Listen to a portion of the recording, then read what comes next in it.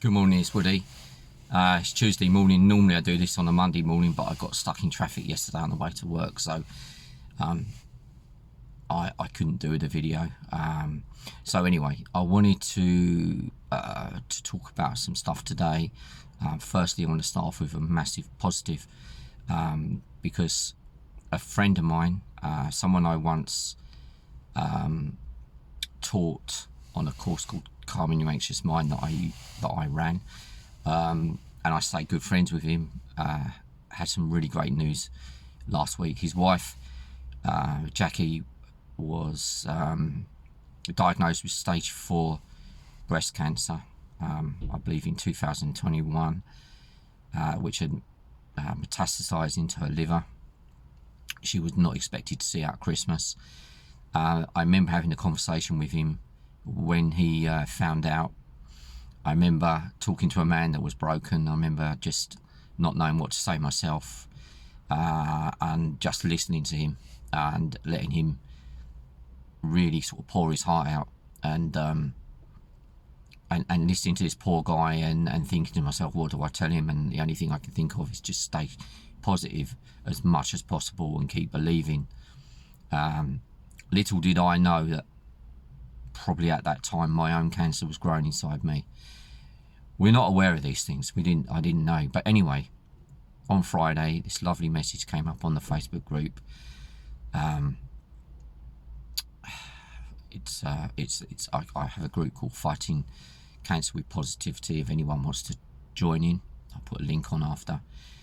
And he said I wanted to cheer everyone up. I wanted to share this message about my wife and how she's just found out she's cancer free, after not expecting to live, past Christmas 2021, which is incredible news. It's absolutely amazing, and well done. What they did is they went through the treatments, and then in between they just went around the country in a camper van, having fun, smiling all the time. There was loads of videos and pictures of them on Facebook, which used to make me smile every time I saw them. I'm just so pleased for them. So it's a really positive start, and what it does is it just proves that stage 4 cancer is not the end. There are thousands of cases of people that recover from stage 4 cancer. Okay, so I'm going to talk to you a little bit about something I understand and that I've learned about thinking about cancer that might help somebody, that's helping me, and who knows where it goes really. To do this, I need to explain how it works. I need to explain a little bit about the mind, and I need to explain a little bit about how perhaps how I've been treated, and maybe you've been treated by the oncologists and doctors. First of all, no one has treated me, they've treated my cancer. Okay, no one's asked me questions about myself, my lifestyle, what I do. It's really been quite strange. It's just been that, I understand because doctors are busy. There's your tablets, and we'll see you when they don't work, or we'll have these regular checkups, but there's your tablets. When they stop working, we'll try something else. But basically there's no hope. Okay, it's incurable. So as soon as it's labelled incurable, what do? We just believe that it's incurable. Okay, and belief is so powerful. So once you start believing it's incurable, you've got two sides of your mind. You've got a conscious mind and you've got a subconscious mind. Okay, if you start telling yourself it's incurable, your conscious mind instructs the subconscious mind. Now, if we think about the mind, okay, 5% of what we are is in the conscious realm. Okay, so 5%. What I'm doing right now is I'm aware that I'm speaking to you through my phone. I'm sitting in my car and I can feel the temperature. Okay, what I'm not aware of is what's going on inside of my body right now. I'm not aware that my heart's beating at a certain pace, that my blood pressure is running around my body at my bloodstream is a certain temperature. There are neurons firing and wiring in my brain millions of times a second. There's all this stuff going on. The average person has 5,000 thoughts a day on average, okay? People that are stressed have more thoughts. People that are highly stressed have even more. Okay, apt to double that. You know, that means that people with cancer, stage 4 cancer, probably are in that bracket. Our thoughts are overriding everything and running on full steam all the time. So I'm not aware that I've got 5,000 thoughts going on in my mind. Okay, I'm aware of some of them, but the ones I'm aware of are the ones that instruct all the stuff that goes on. So if I'm telling myself that I'm no good, if I'm telling myself I have no confidence, if I'm telling myself that I'm ugly, I will start to feel those things and then I'll experience them. Okay, that's how it all works. That's how you become confident, is by telling yourself you're confident. Okay, positively telling yourself to do something instructs the subconscious mind and it gets to work on it. And if you've ever noticed a time when you've started to think about something, like you may be taking a test and you feel that you're not be able to do it, then all of a sudden you become almost aware that you can't do it. Your body tells you can't do it. That's the subconscious mind. You feel sick, you get butterflies in your tummy. That's the subconscious mind doing all that for you.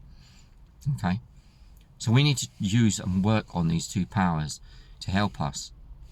So I've been looking into this stuff. I've been reading about it for years. I never really thought I'd have to use it on myself in this way. I need to be able to instruct my subconscious mind, which controls my body, my cells, everything about me, which includes my illness. I need to instruct it to what I want. I want to be healed. Okay, I've had a mantra that's been going on for the last, since I was diagnosed. I've been telling myself this little mantra every day in every way. I'm feeling better and better. Every day in every way, I'm growing stronger and stronger. Every day in every way, my cancer is growing weaker and weaker. Okay, this has always been about it's becoming, not it is. So I'm instructing myself all the time. It's always in the future. So I've got to change that a little bit and change it to the now, because this is where it is real. So now I talk to myself and I tell myself I'm better, I'm stronger, I'm healthy, I'm cancer free. You can use anything you like, but make sure you've got cancer free. And you keep telling yourself. If you keep telling yourself this, and this is the laws of quantum physics, and again, I'm not going into all of this, but on a cellular level, it has to act on it. The more you tell yourself, the more that program will start up in your body and it will start changing things. Okay.